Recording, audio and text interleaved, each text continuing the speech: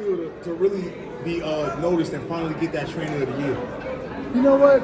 I think it feels good, but I think at the same time, it's like I've been in a situation 3 other times, you know what I mean? And I've gotten it from other little, like, you know, first time was Ring Magazine and Yahoo Sports, so they acknowledged it really. Then it was, you know, it was Sports Illustrated, and so, you know, you get pieces and bits of it because they kind of know they're supposed to, but they just don't. And even now, I still haven't, I haven't won anything other than the ESPN trainer, so you never know which one's going to go. Now, beyond like the tangible accolades, do you feel that you get your just due as far as being one of the better boxing minds that we have up today? I think I do, but I think that I'm not looking for it. You know what I'm saying? It's like it is what it is, man. You got to realize you can't receive affirmation from other people, and that's gonna make you. So you just got to be able to do your thing, man. Keep on doing what I do, and don't worry about it. Honestly, because you're always a real relaxed and chill person, but when you weren't winning the award and you felt like you were supposed to, did that ever kind of like piss you off and just get you a little mad, man? Yeah, you feel a certain kind of way because you know, like, listen, this is what I always say. You ain't got to say I'm the best, but you ain't going to say I'm trash either. I'm not asking for you to say whatever, but if you're going to give an award out, give it to the right person. Because I believe everybody's supposed to, you know what I mean, all the other people, you know, like, they explained to me with the year Teofimo Dad won, which was supposed to be, I had 2, you know, unified champs. The guy told me that what Teofimo Dad did was more impressive than what I did. Then he couldn't win a fight since then, or whatever. So it's like, it's just like, so really, it's like, I mean, it's subjective. Well, you're the man this year, so you don't got to worry about well, you that. know, we don't know that. We don't know. I mean, you won it on BoxingScene.com. Gave you my vote. I believe the boxing writers gave you that as well. I don't know. I haven't heard from that. So you're not just going to award ceremonies. I'm just saying. I know I gave you my vote though, so I'm pretty sure you won it. So just saying, man. I don't know, man. Listen, can't go through life looking. I'm just saying. Until I get a phone call, I got it just like whatever. And then when I get it, okay. Now, Coach, we're far away from Dallas. Right. I'm not sure if you got a fighter here, but could you possibly be here scouting some competition? No, man, I'm here as a Tank Davis fan, man. Okay. I've never been to DC before, so I get DC and I get to, you know, yeah, that's all it is. I mean, I'm a fan. Is it slightly, you're a fan, of course, but is it slightly a little bit of a scouting mission as well? No, man, just looking. Not at all? I'm really just watching the fight. So how you expect it to play out on Saturday, man? Hey, man, I'm just coming to see a good fight. I think that Tank's going to win. I mean, that's how I believe. That's what I believe. Until they prove me wrong. You think he's going to make it look fairly easy in there, like a lot of people are saying? Oh, I don't know, brother. I mean, that's on him. I mean, I don't know. All right, so what do you think about Texas finally starting to get a lot of that spotlight that we all for a state big for boxing? I'm from Houston myself, so I had to point that out. Well, you know, I think that, hey man, keep on, everybody stay on their grind, everybody gonna give what they're gonna give what they want. So it's like, hey, I'm happy for it. I mean, I'm happy for the kids in Texas, the fighters in Texas, to be inspired. I'm happy for that. Really, that's what it's all about. Could you give us your thoughts a little bit about Boots, man, about Jaron Ennis? He is fighting in the co-main event. He is fighting for the interim title. What are just your thoughts on him as a fighter, man? I think he's a good fighter. I think from what I've seen, I think he's a great fighter. He's very skilled, very talented, and very intelligent. So it's all about, you know. In any way, does he kind of remind you of Spence? Only because when Spence was coming up, he was beating everybody down. Well. Errol for a different competition. So then that's the end of the question. No. Not just mentioning Earl, he put out some people say it's a cryptic tweet April. Is that just assuming that's the return date? I don't know. That's when he wants to, but we don't know. All right, now, Coach, we saw Frank Martin put on that performance against Michelle Rivera. Right. In my personal opinion, I think that was the first time Frank put everything together and really looked like an elite 135 fighter. Is it a chance that we can see him fight for a title before the show is over? Well, you never know. I mean, I think that as an undisputed champion in weight, and it's regular champion fighting tomorrow night. Yeah, I mean, you never know, man. Anything possible. If it was up to you, do you want him to get that title shot next, or do you kind of want him to, I guess, develop a little bit more fighting? For me, it's like this. It's all about getting more experience, right? Because you can't go back. It's like a lot of, like, you look at Michelle Rivera, right? He thought something about himself that wasn't true. Like I was watching the fight, after the fight, he played a character. He played a character too, but he couldn't even get out. He kept on the same punches over and over and over, even when it wasn't working. So he realized he was so deep into that character that he was playing that he couldn't get out. But think about it, all that skill and knowledge that he needed, he couldn't go back and get it, not for that night. I mean, so that's the thing about it. Like, it's a process. You take fight by fight by fight. You get better, you get better, you get better. You push, then you're ready. Right? That's what it's all about.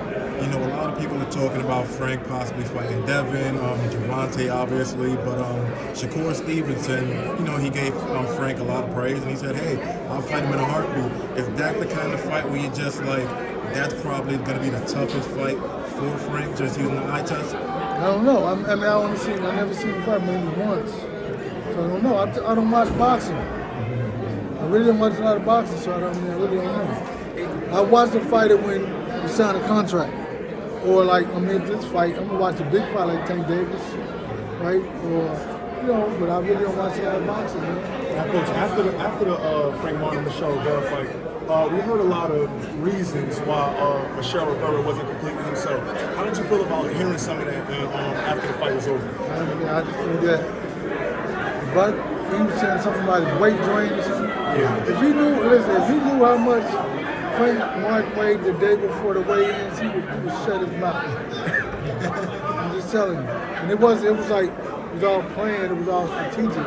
But it was, I'm telling you. He knew he was listening, he shut his mouth. So that's not an excuse. Because if he knew that, then he would put out that himself. From the Jackson Martinez fight until the Michelle Rivera fight, from the Jackson Martinez fight to the Michelle Rivera fight, Frank looked like a completely different fighter. A lot of the mistakes he was making, a lot of the simple things that he wasn't doing in that Jackson Martinez fight, it looked like he cleaned everything up. How was Ken? But really what it was, only because what it was different was that he was supposed to fight somebody else, right? And then the Jackson Martinez came like 10 days, with 10 days left. So it was like the last minute replacement thing that kind of was more mental than physical, right? So then now he was supposed to fight the kid from New York, the pink hair, what's his name? Chris Crawford. Yeah, but then he didn't fight him. So that's how this fight came about with Michelle Rivera. But he had like 8 weeks, 8, 9 weeks, 7 weeks, something like that. So it was different to plan strategically for somebody than to have someone train for somebody and then it changes it. I mean, for him, it was just like, I guess it was different. Hey Derek, there was all this like online controversies, old news, but you just got, Nate Jones went on and wanted to speak on some sparring stuff. I just wanted to, is that just him just talking, just nonsense? You said it. I mean, I'm just because everybody in the gym will refute everything he said, right? Everybody in the gym, nobody said what he said. So I mean, yeah. So I'm gonna watch how I ask this question because he said you don't watch that much boxing. Have you gotten a chance to watch a lot of Boots, Jaron Ennis, or I seen really? like maybe 1 or 2 fights. I saw him fought the 40 40-pound guy that moved Oh, up. Lipinets. And it's probably like maybe another one, maybe somewhere between. So yeah. I mean, just from those fights that you were looking at, do you think he's ready for the elite level guys? It's not up to what I believe, it's what he believes. Yeah, but I mean, No. It's up to what. Remember this. I'm not involved in this situation. He's beating everybody put in front of me because he's great doing it. He's getting better and better and better. So listen, it's up to them, man. Nothing to me. I mean, of course it's up to them, but the trainer of the year. So if you That's watch an it, idea. but Listen, I'm pretty sure look if what they you. have to do to give me that. But I'm saying Look what they have to do. Listen, having 2 unified champs wasn't enough. For 3 years, nobody. What's up? Damn. Nobody in the world had 2 unified champs, but I said it with it. Come on, man. We won the National Junior Olympics together in 1987. Oh, shit. Look at him now. Trainer No, of the look at year. Now I'm a broadcaster. He's the trainer of the It's crazy. I love it. Yeah, absolutely, And man. you see what he's doing, El Diamante. Yeah, with the broadcast and It's all everything. about Texas. Oh, my man. Yeah, Yeah, all about Texas. There we go. my man. Everybody's thrown down. Yeah, or yeah, what? yeah. Okay, No, no, no, my man. Right, man. The best. Above the rest. I must confess. But Derek, like I was saying though, like it's always gonna be up to the team if a guy's ready. But I'm pretty sure if you walked into a gym or if you just watch somebody fight once, you can tell like, okay, this kid has something. Yeah, I'm not saying, I never said he didn't have anything. I'm just saying it's not up to me to make the choice. Listen, I'm going to watch the fight tomorrow. I'm not going to watch him and watch the fight. I'm not looking for, so you're doing this. No, man, no. I'm watching the fight. That's it. I'm coming as a fan. Is it probably premature for people to call him a great fighter or an elite fighter already? Do you think that part is a little premature? I think it's just, listen, you can say he's a great fighter, even though he hasn't faced great competition. You see it coming. You see how it's coming, right? He's a good fighter, man. He's a good fighter. I mean, great is something else. Like, that's a champ for many, many years. I think he's a really good fighter. And I think he's going to be champ one day. It kind of seems like he's a guy that I don't want to say is going to be a thorn in your side, but obviously, but obviously he wants to fight Spence, and he said if he can't get Spence and if he can get an opportunity at 154, he'll fight Jamel. Both of those are your guys, so that's what I'm saying. He's kind of a thorn in your side. Like, what do you kind of think about? Thorn in your fighter side. So what do you kind of think about him possibly going up to fight Jamel? It's up to him, man. You know, listen, man. I didn't know he said that, but Come on, man. You gotta, because you saying it's up to him, which is true. But I'm just saying, I just want to know if you think maybe he has the skill to like compete with the elite level guys. Listen like this, man. Smaller guys generally beat a lot of bigger guys because they're faster, more athletic. But those 2 guys are really fast and athletic also. So it just depends on. But they're really, if you're a skilled fighter, it's difficult for a big fighter to fight a smaller guy because he's so much faster. Smaller guy so much faster. So you just never know. And so with this, I'm just saying, you never know. Coach, the elephant in the room is since Earl had since he didn't fight, now he's saying that he may go in April. Right. The elephant in the room is that Crawford fight. Do you think that it's a possibility that we can see that in 2023 at all? I don't know, man. I don't know. I mean, I think that, like I said before, in the Brian Custer interview, his perspective of himself, that he's worth this much. But that's not what, the only really, and you're worth everything you say you are, but in reality, from a business perspective, you're not worth that because the numbers say it all. And I don't think that he'll ever say, capitulate, saying, I'm this. I'm really the 15,000 pay-per-view box. You're not going to say that. That guy, that's $600,000. Right? You're not going to say that. So I think that, I don't know. Whole other conversation. Well, if you don't get that fight, Coach, do you think it's possible that Earl will see Earl move up to 154 this year? You never know, man. You never know. Christmas might come early. You know. I will say this, Coach. All of us like to play matchmaker. We know that there's a guy out there in Brian Castano that did beat Earl in the Olympics or in the amateurs. Hey, man. So what are you saying? That would be a great fight, Coach. For Earl and Brian Castano? Great fight. Now, he didn't beat him in the Olympics. It was like some junior tournament when I first started training. Okay. And I didn't train him. He was training with the Olympic training camp or whatever. So it's different. The sign and So with that history, that'd be a good storyline to go with? Yeah. Had he won the fight against Jamel Charlo, it would have been. Wait, but are you knocked out by Jamel Charlo? It's nothing. So are you saying it's not even going to be a competitive fight? Is that what you're saying? I mean, beat the hell out of him, man.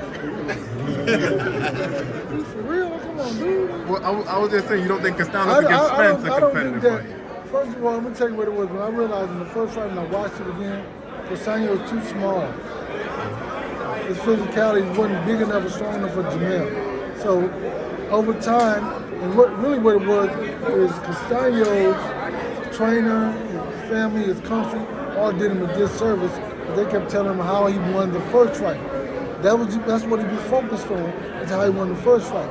He didn't remember how Jamel rocked him, how much Jamel was stronger than he was, how he started breaking down. That's the part that they kind of like manipulated him to forget about.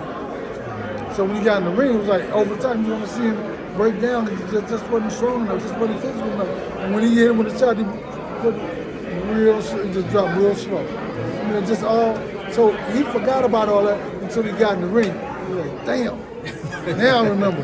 I'm being honest. I mean, when you're watching him, I watched the fight. It's just like just breaking down. I'm being honest. How is you though? Just curious. You know, I know He's good, man. anything else is good. Yeah. He's vocal. Nothing you can do about that. Let the body heal itself. Do you have an idea maybe when that fight will get rescheduled? I don't know. I have no idea. You know, Is there a fine line between being brutally honest as a trainer and maintaining a fighter's confidence? You know what?